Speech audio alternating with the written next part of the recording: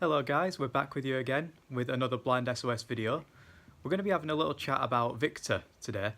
They're a really good organisation for visually impaired young people and for parents of visually impaired people.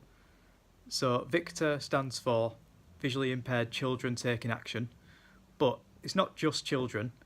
They're aimed at people aged up to 29, visually impaired people up to 29, and as I said, parents as well. And they've got a really good range of services. So we hope you find this useful. So the VICTA website, which is victa.org.uk, is really accessible if you're using a screen reader. So if you use JAWS or VoiceOver or NVDA, anything like that, it's really good, really easy to navigate, as you'd expect really. And any downloads that you can get from them, so their application forms, any other documents that you can get from them, there's two options. There's PDF and there's also Word. So if, like me, you find PDFs an absolute nightmare and would prefer Word, there's a link there just to download anything in Word, so that's really easy. They also have a contrast and a text function, so you can change the size of the text on the page like really easily, just a couple of clicks. So you can either have small text or extra large, and then you can change the word and background colours as well. So the word colour would be white on a black background or black writing on a white background, depending on if either of those are easier for you. So VICTA do a lot of different things, don't they, Callum? Yeah. So the first thing we're going to talk about that they do is the activities that they do. You've had a lot of first-hand experience with this, haven't you, Cal? Yeah, I've been on quite a few of their activities and they are really good, really well organised. And the staff there are just fantastic. And the whole idea of the activities is to have fun and to meet other visually impaired people, other young visually impaired people, and just to all meet up and enjoy yourselves really and just have a good time, have a laugh. So they do a variety of different activity weekends or days. So they've got family weekends. They do like throughout the day they'll do different workshops and activities for the children, and then for the parents it's more about talking to other parents and getting support from them and ideas and things like that. So that's really useful for parents and children because they get to do all these different activities. There's also early years weekends, so those are for children that are up to the age of 5. I think it's up to and including the age of 5. And the parents, again, do the same thing. They get the support and the other parents to chat to, and the children, they get activities on all day, all weekend. Then there's the youth weekends. Now these are aged 14 to 17 and 18 to 29. So there's 2 different age ranges for that. And there's all sorts of activities that they do. You've been on loads of them, haven't you, Callum? Yeah. Do you want to tell us a bit about that? So they're residential ones usually. Even the 14 to 17-year-olds. If you're that sort of age and you're watching this, you'll be glad to know that your parents don't have to go with you. You can get away from them for a few days. And they're either in... usually they're in Milton Keynes, and sometimes they do international ones as well. So I went on one a couple of years ago when I was 17 to Paris for a weekend, which was really good. The 14 to 17-year-olds, most of them are in the UK, but then the 18 to 29-year-olds, they have a lot more international ones.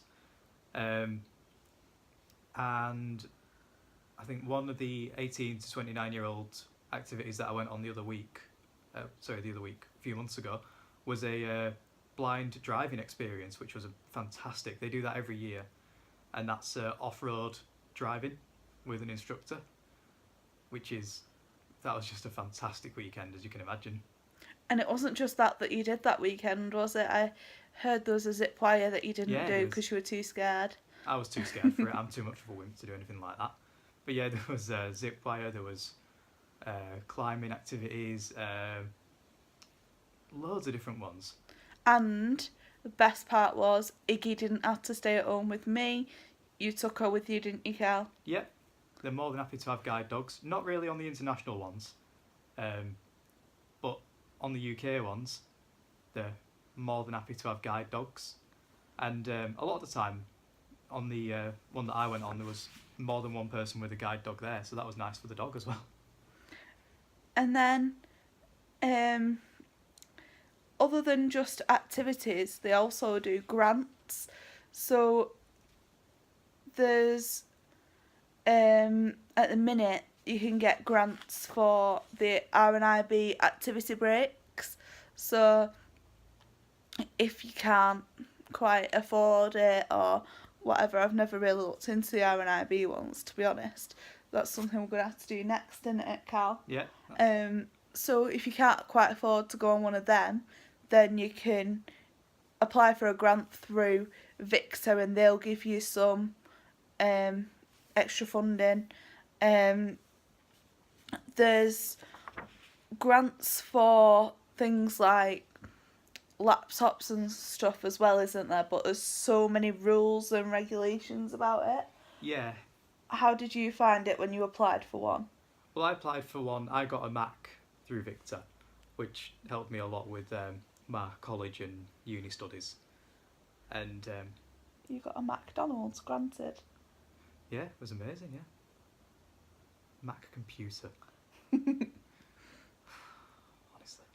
yeah.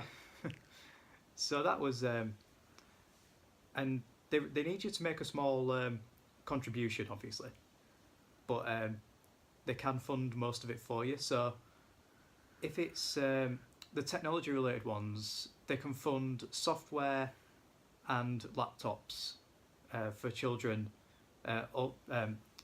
anyone above the age of 8. And they can also do grants for iPads as well for children above the age of 11.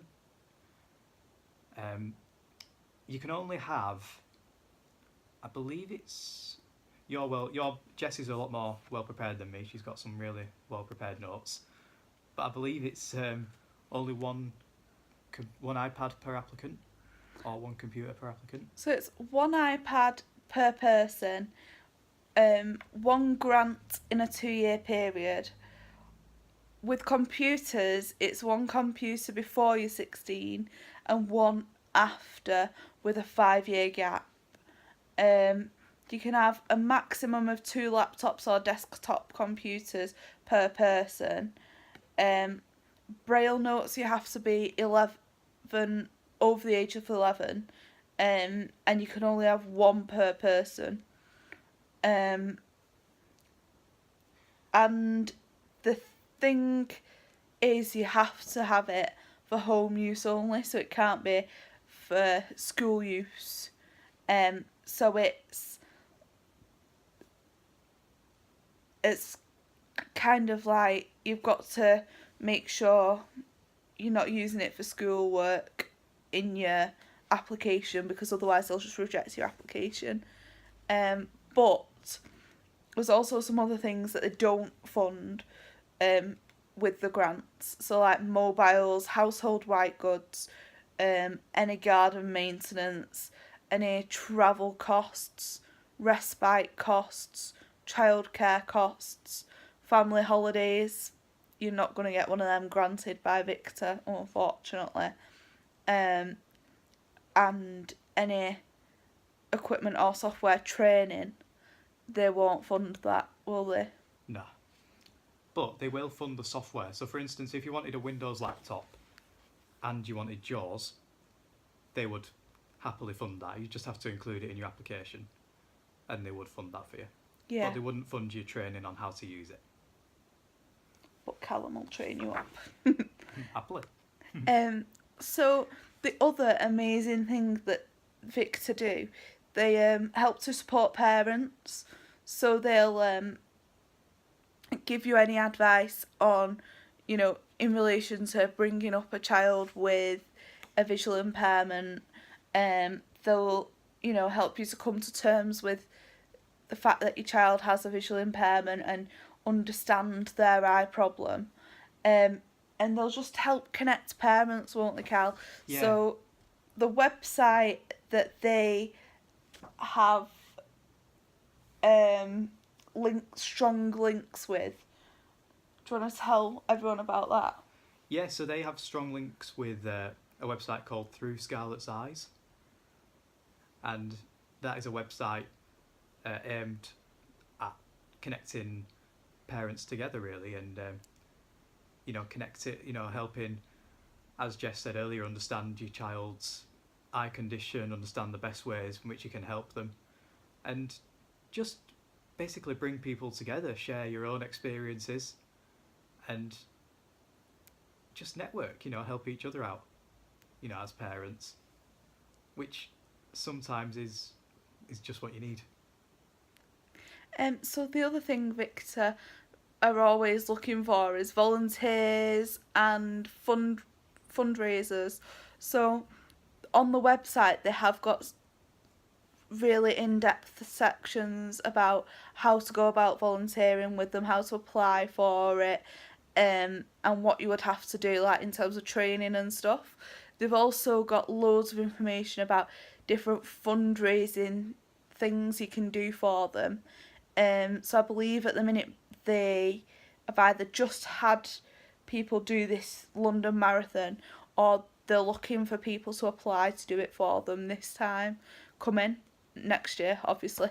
And so I think they're looking for just anything and everything, aren't they? Yeah. Because obviously the money to provide grants doesn't come from nowhere, and the activities that they provide, like the weekends away and things, they're all heavily subsidised, so that they're actually really good prices, aren't they? Yeah, they're fantastic prices.